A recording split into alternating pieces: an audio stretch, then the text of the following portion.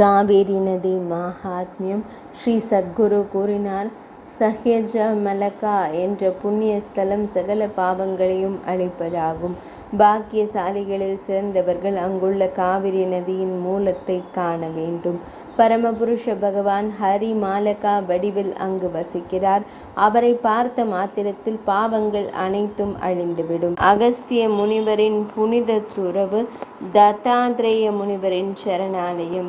அஞ்ஞானத்தை அடிக்கும் புனித மலையான சஹ்யாவை காண வேண்டும். இந்த களம் மூலம் வண்ணம் மற்றும் அனைத்து பாவங்களையும் அளிக்கிறது.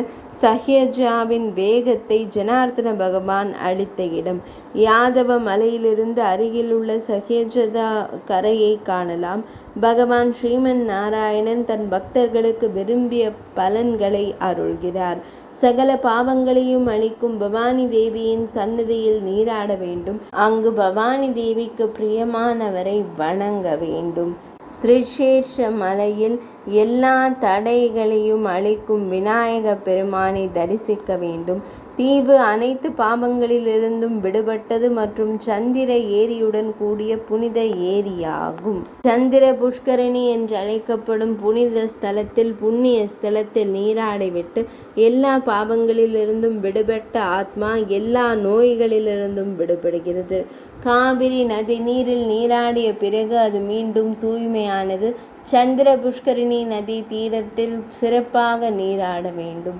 குறிப்பாக துலா மாதத்தில் காவிரி நதியில் நீராட வேண்டும். புண்ணிய ஸ்தலமான சந்திர புஷ்கரணியில் நம்பிக்கை கொண்டு தினம் தினம் சந்திர ஏரியில் நீராடிவிட்டு வாசுதேவரை கண்டார். சத்தியம் மீண்டும் சத்தியம் மற்றும் அனைத்து பாவங்களும் அழிக்கப்படுகின்றன.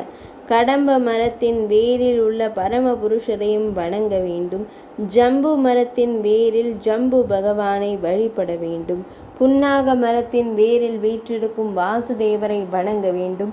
பில்வ மரத்தின் வேரில் கூட நான் நாள்தோறும் பெரிய லட்சுமியை வணங்குகிறேன். இது மகா பாவங்களை அளிக்கும் ஸ்ரீரங்கம் என்று அழைக்கப்படுகிறது. காவேரி ஆறு மாலை போல 2 திசைகளிலும் பாய்கிறது. இதற்கு அப்பால் சஹ்யசூதா நதிக்கரையில் உள்ள நடுத்தர வரம்பை பார்க்க வேண்டும். அப்பத்திற்கு பிரியமான தவறில்லாத இறைவனை நம்பிக்கையுடனும் பக்தியுடனும் வணங்க வேண்டும்.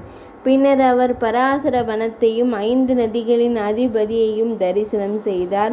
ஸ்ரீகண்டா நகரில் சிவபெருமானின் சாபத்தை அளிக்கும் ஸ்ரீஹரியை தரிசிக்க வேண்டும். பின்னர் அவர் மேலான்புரி மற்றும் பூதபுரிக்கு சென்றார். பிறகு அதனை நகரில் சஹ்யசுதா நதிக்கரையில் ஸ்ரீ மகாவிஷ்ணுவை தரிசிக்க வேண்டும். குரங்கின் தரையில் படுத்திருக்கும் போது ஸ்ரீகிருஷ்ணரையும் வணங்க வேண்டும். பானையின் மூலையில் ஒரே பகவான் தனது கைகளில் சார்ந்த வில்லை வைத்திருப்பதை காண வேண்டும். சரக்ஷேத்திரத்தில் சாரநாதரையும் நந்திபுரத்தில் ஸ்ரீஹரியையும் வணங்குகிறோம். துளசி வனத்தில் அதிர்ஷ்ட தெய்வம் மற்றும் அதிர்ஷ்ட தெய்வத்தின் இருப்பிடமாகும்.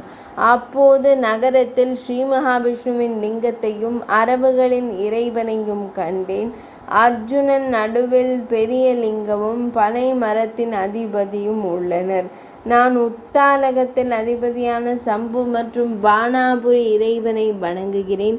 அப்போது மாட்டு தொழுவத்தில் இருந்த பசுவின் நண்பன் கருப்பு நிறத்தையும் தூய நிறத்தையும் கொடுத்தான். மயில்களின் அதிபதியும் சங்கத்தின் அதிபதியுமான சிவபெருமானை வணங்க வேண்டும். சமுத்திரங்கள் என்றழைக்கப்படும் கடல்கள் சங்கமிக்கும் இடத்தில் உள்ள காவிரி நதியில் பக்தியுடன் நீராடிய பிறகு லட்சக்கணக்கான பிறவிகளில் செய்த பாவங்களில் இருந்து உடனடியாக அவர் விடுபடுகிறார்.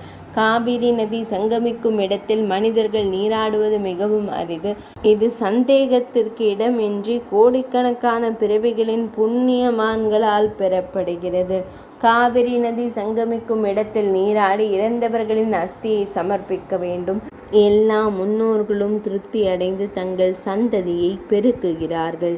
தேவர்கள் காவிரி நதி சங்கமிக்கும் இடத்தில் நீராட விரும்புகிறார்கள். அவர்கள் தங்கள் பக்தர்களுக்கு அவர்கள் விரும்பிய பலனையும் வழங்குகிறார்கள்.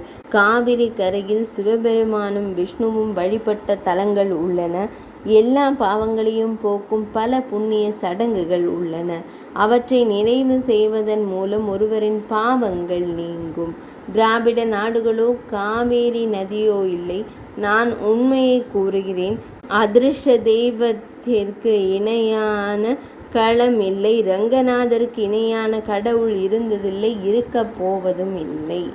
காவிரி நதியின் மகாத்மியம் இனிதே நிறைவடைந்தது.